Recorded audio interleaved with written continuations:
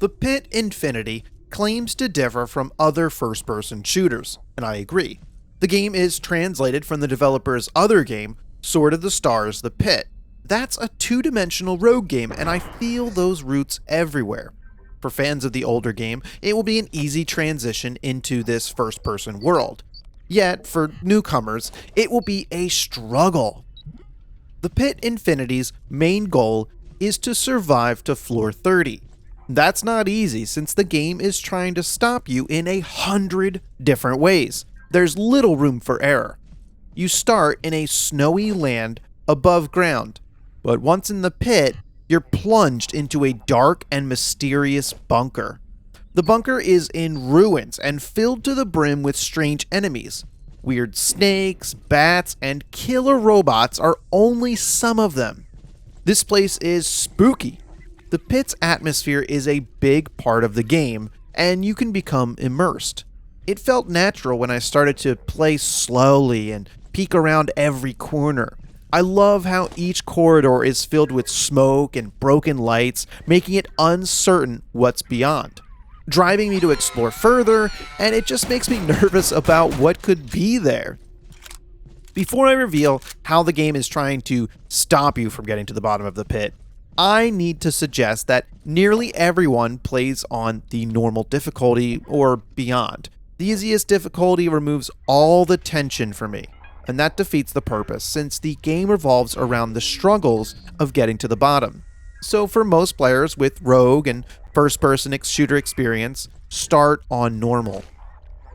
Anyway, the Pit Infinity is difficult, and the game wants each attempt to be hard-fought on many fronts. With so little equipment at the start, there are so many ways to fail. Allow me to review a short list. The first concern is hunger. While the hunger bar doesn't drop quickly, you must be resourceful.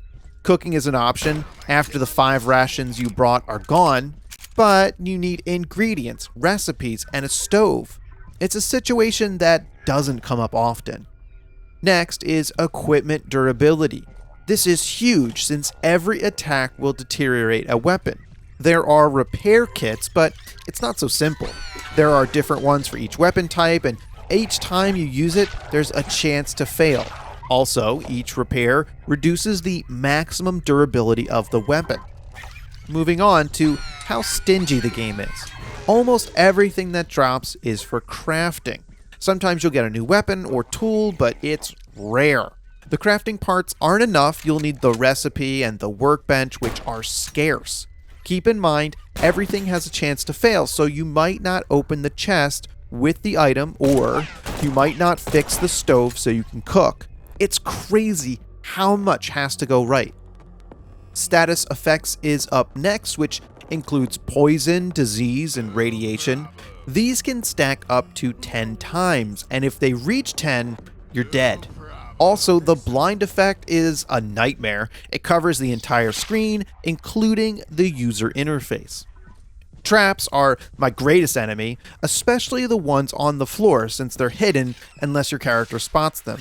So I end up running into them and they hurt. I'll gladly take the hit in health, but it also hits your durability, and that one stings the most. Finally, shot quality, which is how hard your bullets hit. A little odd in a first-person shooter, but in a rogue game, it works. No matter how good your aim is, the damage of the shot might not be normal. Wow, that's a long list, and they stack the odds against you. It's the same list that will deter most gamers. I'm stressing that this is not a first-person shooter you would normally play. Not having headshots count for more damage will drive people nuts. The slower pace of the game will drive people nuts. This plays like a rogue game in all the ways that are possible. A side note about the multiplayer, I didn't play it, so I can't tell you anything. I'm sorry. Anyway, the Pit Infinity has some problems. Let me start by saying I enjoyed how different this feels. Sure, the game plays in real time, but it plays more turn-based if you think about it. You have to do actions in order. For example, handling all of the enemies first without moving. Then you open the chest. Somehow the developers balanced it all too. Yet I have these 3 issues to cover. First, the drab environment. Even if I noted the atmosphere at the start of this video, all the levels look the same. Floor 1 looks way too similar to Floor 7. You will be spending a lot of times on these floors, exploring all the rooms, so it should be exciting. They all have the same rooms and the same enemies. I'm bored walking the same corridors with the same enemies and the same rooms and the same everything else. Something different. Here's me playing on the first floor.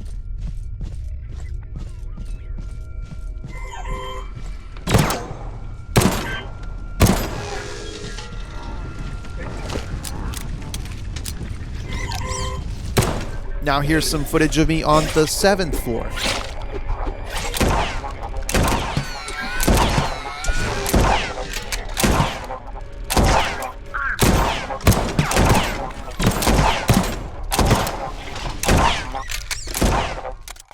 Second, it's blind that I'm frustrated with. Covering up everything on the screen, even the on-screen UI, is ridiculous. We can make the argument that you're blind so you can't see your inventory.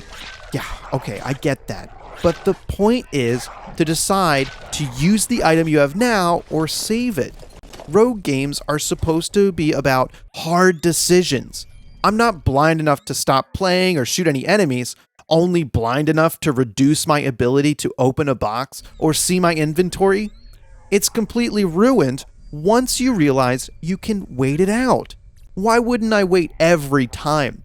I can open the box at 40% chance while I'm blind instead of my usual 90%, but I can just wait. I'll wait forever for the blind to wear off so I can hopefully get an item from the box. Then the game turns into waiting in a room and I hate it. Finally, the Pit Infinity doesn't feel polished. Long loading screens, misaligned floor textures, and enemies that can shoot through doors. All of these can be patched, so what's the problem? Well, after a year of early access, I kind of expect these to be patched. I have tolerance, but there are so many little things, here it's too much. Overall, the Pit Infinity is unique, and they tried to bring different rogue elements to a first-person shooter. But it's not for me. The real-time action removes all the decision-making, and there's not enough content to keep each run interesting. There's no driving factor that makes me want to keep playing. I have no idea what I'm doing in this pit. Hey, thanks for watching. I always struggle making these ones because it's always painful to not love a game. I want to love everyone that I play, and it's just not possible, but I make it because I guess it could be useful for somebody, and hopefully it is.